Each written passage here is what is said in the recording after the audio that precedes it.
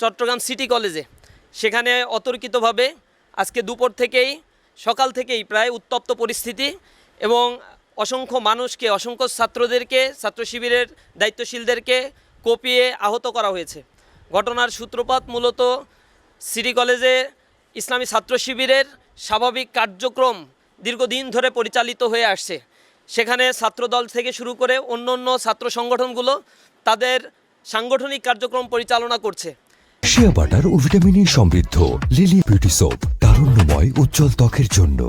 ইসলামী ছাত্র শিবির তার দাওয়াতি কার্যক্রম পরিচালনার জন্য ক্যাম্পাসে দাওয়াতি বিভিন্ন ধরনের পোস্টার, শহীদ শরীফ ওসমান বিন হাদিকে নিয়ে গ্রাফিতি এবং জুলাইকে কেন্দ্র করে নানা ধরনের দেয়াল লিখন এ সকল কার্যসূচি ধারাবাহিকভাবে পরিচালনা করে আসছে। শিক্ষার্থীদেরকে সাথে নিয়ে এই কার্যক্রমগুলো ছাত্র শিবির পরিচালনা করছে।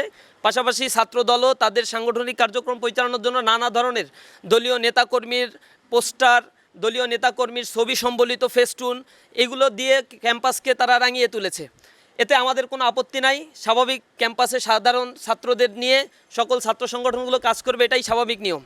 গত কয়েকদিন ধরেই ইসলামী ছাত্র শিবিরের যে ব্যানার ফেস্টুন যেগুলো টাঙানো হয়েছিল সেই ফেস্টুন ব্যানারগুলোকে তারা ছিঁড়ে ফেলেছে এবং গতকাল তারা যে গ্রাফিতি শরীফ ওসমান বিন হাদিকে নিয়ে বা জুলাইকে নিয়ে করা হয়েছে সেই গ্রাফিতি মুছে দিয়ে সেখানে নানা ধরনের আপত্তিকর শব্দগুলো তারা ব্যবহার করছে।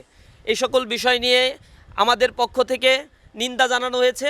অনলাইনে সাধারণ ছাত্ররা লেখালেখি করেছে।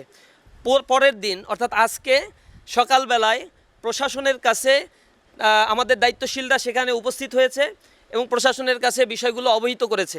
যেহেতু ক্যাম্পাসে পলিটিক্স সকল ছাত্র সংগঠনগুলো করছে, প্রত্যেকে তার নিজ নিজ ব্যানার ফেস্টুনগুলো দাওয়াতি ব্যানার এগুলো প্রদর্শন করতে পারবে, এতে কোনো বাধা নেই।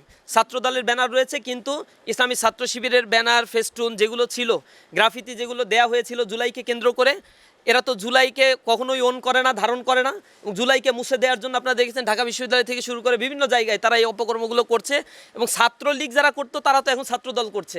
এবং এই যে গুপ্ত যারা ছিল ছাত্রলীগের মধ্যে ছাত্রদলের, এই গুপ্ত বাহিনী এখন ছাত্রদলের নাম ভাঙিয়ে নানাভাবে অপকর্মে লিপ্ত হয়ে আছে।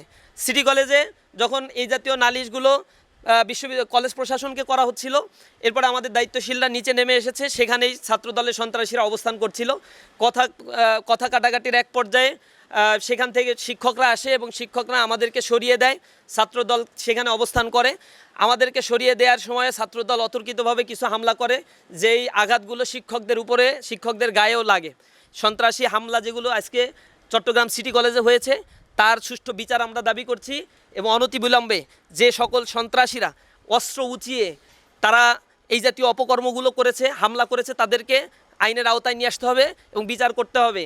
এরা ছাত্রদল করে, এদের বয়স অ্যানালাইসিস করার সুযোগটা পাইলে আপনাদেরকে জানাইতাম। এরা কেমনে ছাত্রদল করে আমার ভিতরে বহুত সংশয় আছে। এদের বয়স হয়ে গেছে অনেক বেশি, ছাত্রত্ব কাঙ্ক্ষিত পর্যায়ের ম্যাক্সিমাম বিশ্ববিদ্যালয় কলেজের নাই। এরা এখন আসে ছাত্রদলের নেতৃবৃন্দ হয়। এই প্রজন্মের পালস তারা আসলেই বুঝতে পারছে না এবং তারা একটা ফাঁদ কেটে রাখছে বর্তমান সরকারের জন্য। এটা বর্তমান সরকার যদি না বুঝে তাদের পরিণতি ভয়ঙ্কর হবে, যেই পরিণতিটা কিছুদিন আগেই একজন ফ্যাসিস্টের হয়ে গিয়েছে। আমরা সরকারের প্রতি উদাত্ত আহ্বান জানাই, বারবার বিভিন্ন ইস্যুতে আমরা তাদেরকে সতর্ক করছি, রাজপথের শান্তিপূর্ণ কর্মসূচি দিচ্ছি, মিছিল করছি।